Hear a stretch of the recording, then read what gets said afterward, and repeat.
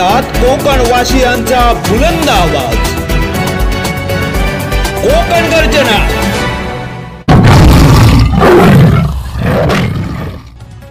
रोहा तालुका शिवसेनेचा संवाद मेळावा वावे येथे संपन्न।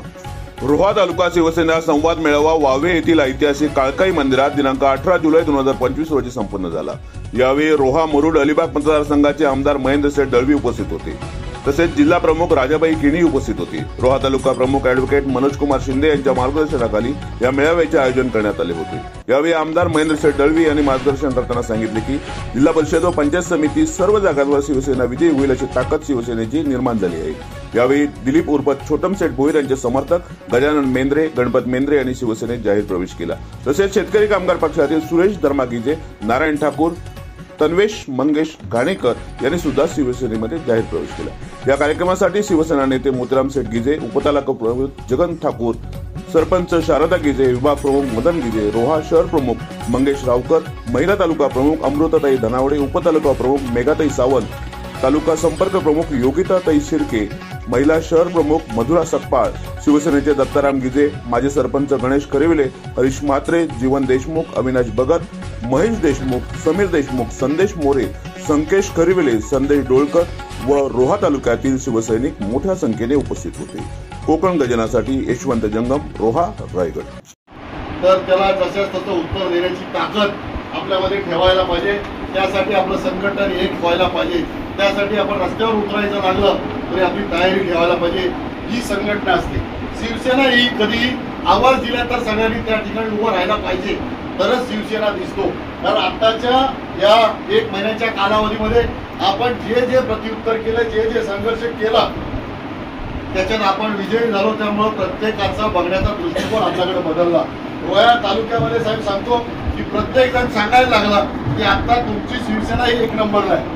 मी सांगितलं की या शिवसेनेचं काम उत्तम पद्धतीने प्रशासकीयला पण तेवढ्या त्याच पद्धतीने आम्ही राबवून नेण्याचा प्रयत्न करतो।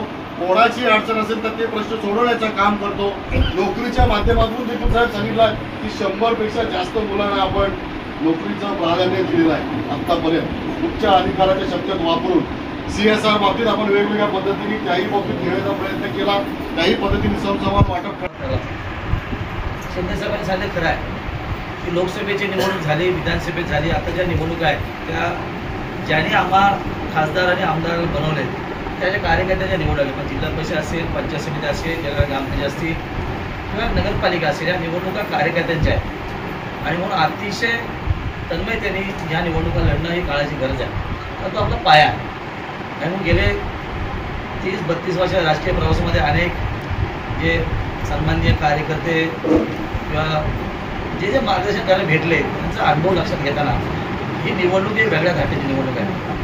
शिंदे साहेबांनी सांगितलं खरं आहे की आपल्याला रोहा हा सगळ्यात महत्त्वाचा आहे, कारण गेले कित्येक वर्ष राजकीय क्षेत्रातलं उगम स्थान जिल्हा त्या ठिकाणी बघत होतं, आता ते उगम स्थान खाली आले आणि मग त्या संधीचा फायदा घेण्यासाठी ही निवडणूक आपल्यासाठी अतिशय महत्त्वाची। आमचा संघर्ष चालू आहे, पालकमंत्री या सगळ्या गोष्टी चालू राहतील, पण खऱ्या अर्थाने परवा शिंदे साहेबांचे एक अतिशय सुंदर असं मार्गदर्शन पण सगळ्याच आमदारांना किंवा प्रमुख पदाधिकाऱ्यांना मार्गदर्शन मिळालं आणि ते मोबाईल बाजूला ठेवून कुठेही चर्चासत्राने थेट आले।